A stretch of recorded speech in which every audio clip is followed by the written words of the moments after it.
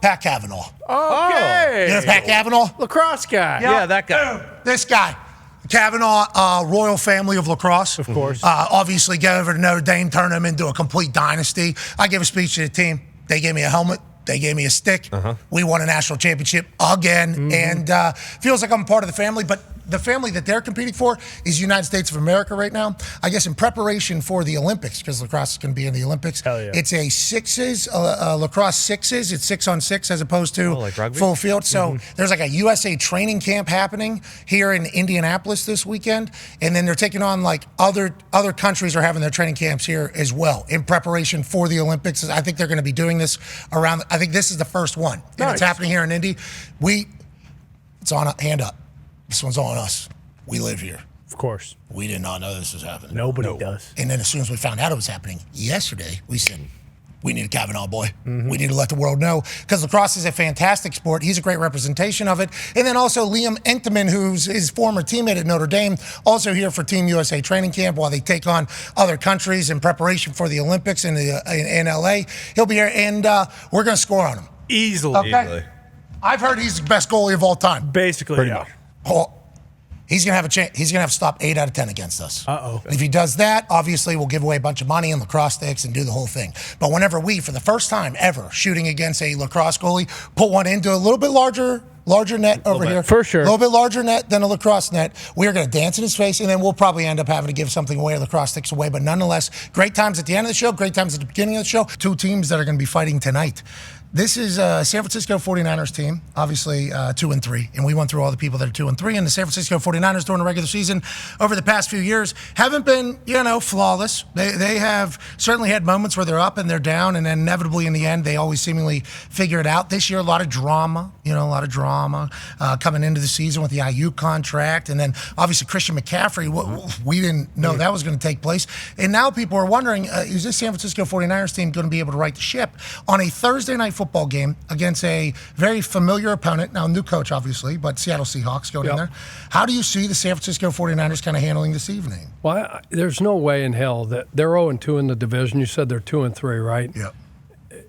Come hell or high water, I find it hard to believe that they're going to start the season 0-3 in the division. This is like a must-win for them. You mentioned it before, 21 and 22 seasons. I think they started out slow, and then they always they find a rhythm. You mentioned Ayuk holding out.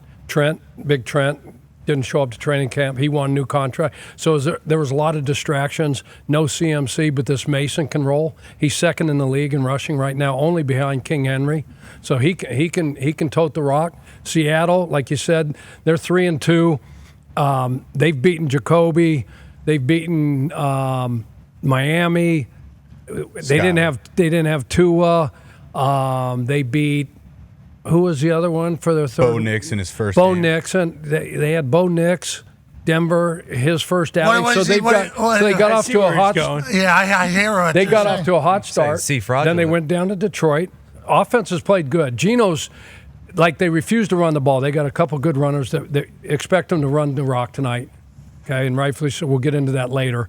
But this should be a good one. But I can't see San Francisco going to Seattle and starting this thing 2-4, 0-3 in the division. Aaron Rodgers comes out and kind of gives his side of the entire Coach Saleh firing, where he was, how he found out. He said numerous times that he had no idea it was coming and that he likes Saleh and has always liked Saleh. He has said it numerous times publicly, privately, the whole thing. But obviously some people were set in their thoughts about what happened in New York, even, without hearing Aaron, and then after hearing, nah, that couldn't be what it was. And there were some people actually, journalist people, who said, I don't want to hear him talk. I don't want to hear him talk.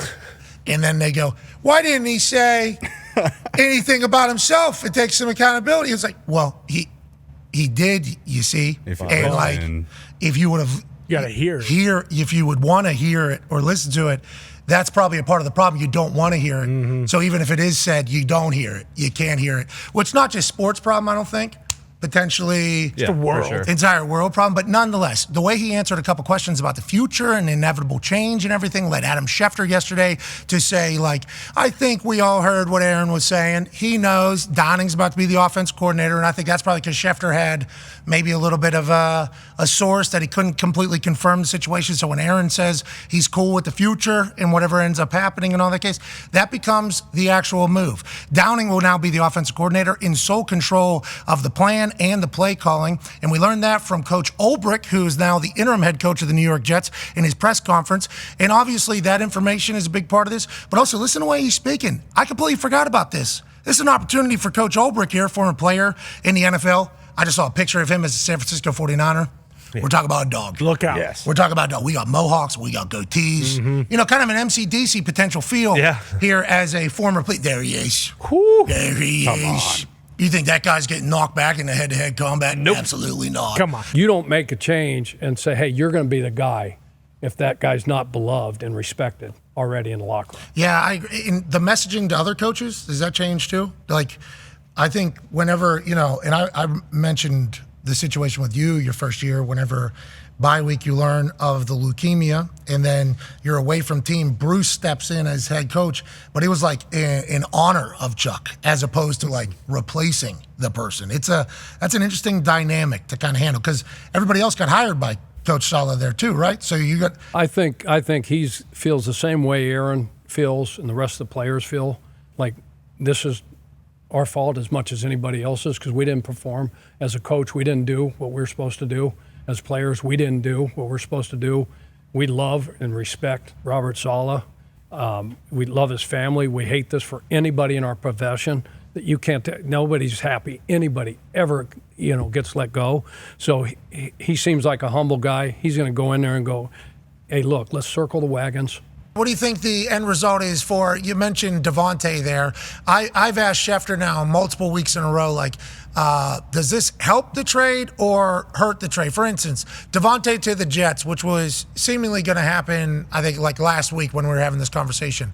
They lose to the Vikings in England. Okay, the way the offense looked where Aaron targeted Garrett like 22 times or whatever, and then Lazard was really the only other option seemingly without the run game, and their offense is going to look different going forward and everything. I thought the addition of another weapon could be good for them, especially as they were driving to win the game in England, if it wasn't for the third pick. I asked Schefter that. He goes, he doesn't think that expedites the whole thing. Okay, so then they fire head coach. Okay, Coach Saleh. And I say, does that expedite it or does that slow it down? He said seemingly slowing it down because if your ownership and Joe Douglas, who's the GM, is on the last year of his contract, you just got rid of the head coach. Are you looking at the future? Are you looking at the future of the program? Are you going to give up a number 2 for a 1-year rental? Or are they going to go all in this year? What are your thoughts on the Davante trade market to the Jets and in general? How do you think it's all going to play out? Well, I think let's start with Antonio Pierce at his press conference yesterday where he said, look, Davante's coming back from the hamstring, and when he comes back, he's going to play a Raider. He's always a Raider. Why did he say that? That's propaganda because he has to convince these teams in the league that Davante will play there if they can't make the trade that satisfies their conditions. He has to say that. That's part of what he has to do. Now, he doesn't believe what he just said because they're trying to trade him. But they can't get a second-round pick. They're not going to be able to get that value that they expected back at this time of the season. When you announce you want to trade a player, this is like sharks in the water. These NFL teams circle, and they look for what's the best deal we can make. And they're just going to keep saying, oh, that's too much, until the Raiders decide, wait a minute, let's just get rid of the problem for basically nothing, then deal with the problem and keep him on the team. I think Pierce made that statement yesterday. We'll see if it comes true, but this is a hard trade to make. He's got a lot of money on his contract this year. He's got a lot of money due to him next year. He wants the redo. We talked about this going back to February. So to me, I think the Raiders are going to have to lower their demands and they're going to have to eat some of the salary if they're going to want to make this happen. I wonder what teams are still in the market, with Derek Carr getting injured down there in New Orleans. Is that still a place that would be in? The Jets, obviously, Aaron, I would assume, would very much still want Davante Adams on the team. I'm sure Coach Browning would love to have Davante Adams on his offense as well. But will that be a place that'll, make enough of a trade offer? You said they give him away for nothing as the Shark Circle, potentially, inevitably, if they want to get rid of him. What is that, like a fourth instead of a second? Or Yeah, I mean, I think to me, when you're talking about Friday picks, second and a third, those are valuable. Those should be potential starters for 4 years for your team. I think you could make this deal probably if he gave away a fourth-round pick that had conditions in it where based on his play time. But it's, we're not baseball. It's hard to go from one system to another. Now, he could go back to the Jets and play with Aaron and feel like there'll be nothing missing in terms of the offense, the terminology. Because even though the Jets announced today that Todd Downing will be the new play caller, the reality of it is they're not changing the plays. The offense is still intact. So Adams would fit in there. For New Orleans, I think this is risky if you're Mickey Loomis because you're going to start a rookie quarterback. We all know how that goes. Spencer Rattler's going to start, had a great preseason. But if you don't win these games and all of a sudden you can't give away a high pick, say you give away a fourth, now you're talking about the top of the fourth round, you got to ask yourself, and then you have $100 million of you got to reduce your team next year. It makes it really difficult to make the deal. Davante Adams could be a Colt, don't worry about it. Or will he be a Raider all along after a hamstring injury heals up, which is going to keep him out for a second straight game over there? At some point, you have to do what Jed York did in San Francisco and say, you know what? I'm going to fix this thing, and I'm going to go back to the old model, and I'm going to hire somebody who's going to come in who knows football, and I'm going to let him run this team completely. Whereas the Jets haven't done that. They've had the old structure, GM, head coach.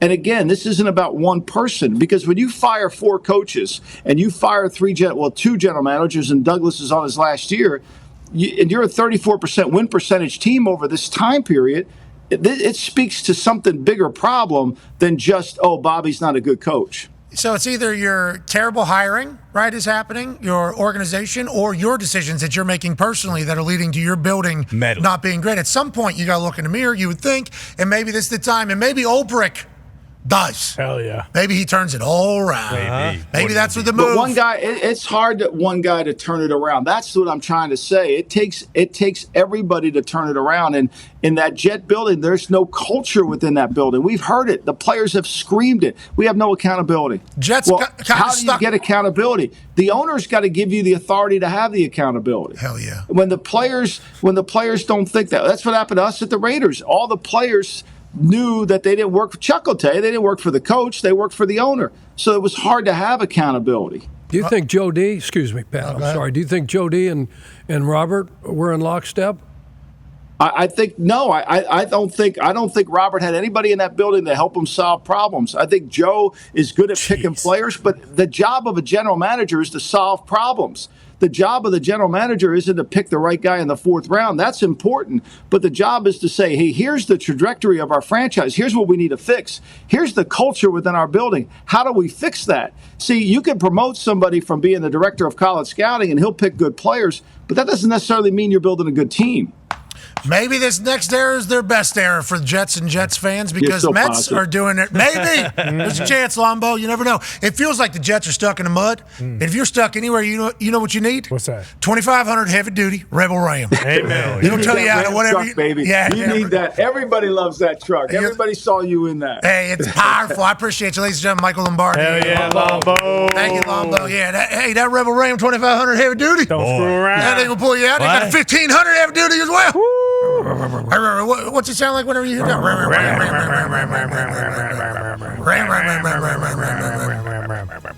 Literally, all the power, luxury, and convenience you need in one powerful ass, good-looking truck. Hell yeah. How about the front end of that thing too? It says, "Hey, how you doing?" It's a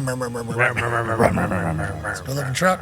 It's a powerful truck. Clean. It's a clean truck. Change your whole attitude when you get in it all. But then my Bluetooth connects very simply. Ooh, and that is a nice upside of this entire thing. Hour 2 on the other side. Are we in the Zion is megastar, all-star, superstar in the NBA conversation and era right now, Shams? Is that how it feels like, right?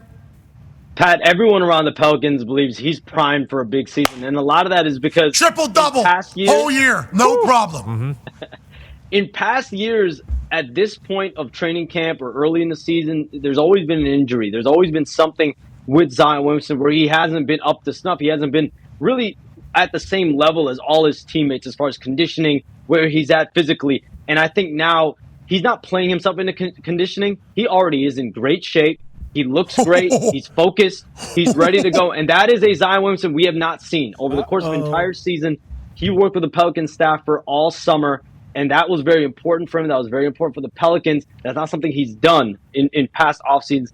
There hasn't been a single NBA season where he's come in to training camp and looked this dominant in the eyes of the Pelicans. And he's going to be all over the court too, Pat. This role that they're going to play him in, he's going to be a hybrid player. He's going to play the 4, maybe some 5. But hear this, Pat. I'm told Herb Jones is essentially going to serve as the starting center for the Pelicans. I think everyone right now, you look at CJ McCollum, DeJounte Murray, Brandon Ingram, Herb Jones, and Zion Williamson. A lot of people are like, oh, Zion Williamson's playing the 5. And Willie Green came out the other day and said he's not the 5. He's we're not talking about 5s. We're talking about positionless. And I do think there's some credence to that. But then someone's going to have to guard the other centers, and it's going to be Herb Jones a lot of the time. Okay, I like to hear that. Thank you for that information. We are obviously massive Pelicans fans. I think you did leave out a part where you said, like, this is different than it's ever been. I think the reason why it's even better that it's this early is because last year, 70 games, okay? 22, 5-5 whenever he played, all right? The good. guy is an absolute weapon when he's on the court. For whatever reason there, for the first 4 years of it, whether it was injuries or feeling as if he wasn't in shape enough. Well, he's done 2-on-2. He hasn't done 3-on-2 or 4-on-4, 5-on-5. That's what we heard through this entirety. And then, lo and behold, another season has passed and we didn't get Zion because he wasn't in shape. Now it's like he played a bunch last year, got a taste of it, got a taste of what it could feel like. Yep. He's experienced it. Coming in the offseason, he knows what he wants. Zion's about to be all-star. Let's go. Go, Zion. This team will go as far as he's going to push them. Obviously, Brandon Ingram plays a big part. They just traded for DeJounte Murray as well. You have CJ McCollum, Trey Murphy III. He's going to be a massive piece for this team as well. Like Trey Murphy and how he does. He's extension eligible. He's going to be in line for a big contract, whether that's now or in free agency. But this team, this is as talented of a Pelicans team as I can remember in quite some time. I guess you can look at the Drew Holiday, Anthony Davis, DeMarcus Cousins, Rajon Rondo Pelicans team. I guess you could debate which one's more talented, but this team, everyone in New Orleans knows Zion Williamson is their franchise piece. He has to stay on the court. He has to stay healthy. They finally believe. Hopefully this is the year. I mean, right, for basketball fans, we've been talking about it. We want to see Zion Williamson on the court. We want to see him healthy. Hell yeah, Zion. Let's go. Boise State people surprised about what's going on with Genty, or is this expected? It's expected. But, I mean, the first play of last week's game, he goes 65. And then he runs a couple up the middle, and a couple series later, he goes 75, breaks another 10 tackles. The guy is just phenomenal. He's not playing full games. And then games. he didn't play 2 halves, right? Yeah, Portland, he didn't play the second half, and then we didn't play him in this one. I understand there's some gamblers that got a little upset on an over-under on rush yards, but the guy is just, I mean, you're up 45-17, against Utah State. There's no reason to keep the kid. And he's a selfless kid, so it's not like, hey, I need touchdowns, I need yards, I need this. No, he understands. He gets it. So to get the Heisman at running back is obviously going to be very difficult in this quarterback world that we're in. If he goes for over 2,000, we just assumed that you would get it if you did that. Melvin Gordon went for over 2,000 with Wisconsin back in the day. He went for like 2,600. 2,700 total yards, 2,700 total yards, 29 touchdowns. Yeah, how many rushing though? It was like, I think it was 29 rushing. No, I'm talking yards. 26, 36 or something like that. Yeah, it was like 2,600 yards he went for rushing. Man, okay, so absurd. They're going to say that Genty's going to go for 2,000. When Gordon did that, he did not win the Heisman. No. He did not win the Heisman because Marcus Mariota went for like 50 touchdowns. Marcus Mariota went 4,500 absolutely yards. bananas. So we all just assume if he gets to 2,000, that'll probably solidify a Heisman because that's insane. It's like has happened in the past and has not won the Heisman. If somebody other than a quarterback wins, it has to be a very, very, very special year. Genty is on course to do that. So is Travis Hunter. Travis Hunter is doing some insane things, and if Colorado continues to be a Big 12 conversation, which they have a big one this weekend with Kansas State. I mean, that's a massive Big 12 game. But if Colorado goes on to win games too, like everybody's assuming they're not going to win games before the season when they're talking about Heisman, number 1 overall pick, and everything like that. It's like they're winning games now, and they're in it a wide open Big 12. If they win and Travis Hunter continues to play 160 plays or 150 plays a game and continues to be as prolific as he is on both sides of the ball, it's like Travis Hunter has a real opportunity to win the Heisman this year. The Mets call from last season when they were getting no hit, I think, in the last game of the year, and there was like 5 people in the stands, and they were like, this is rock bottom, to then the win last night.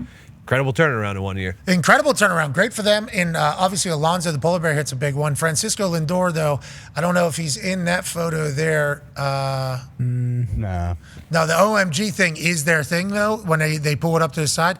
Yeah. Can we go to his home run? And pause it? This guy's standing right here with the bald head. You see him? He's like L4 or 5. In the black shirt? Yeah, black shirt standing. Yeah. He's like right up Above there. the home T-Mobile. internet? Yeah, that guy, I watched him for a good 35, 40 minutes last night. He didn't break. He was watching the game the whole time. I don't know who's with him. That lady, I believe, was with him. Then there were some kids there as well. I mean, he didn't say a word. He put a hoodie on at one point.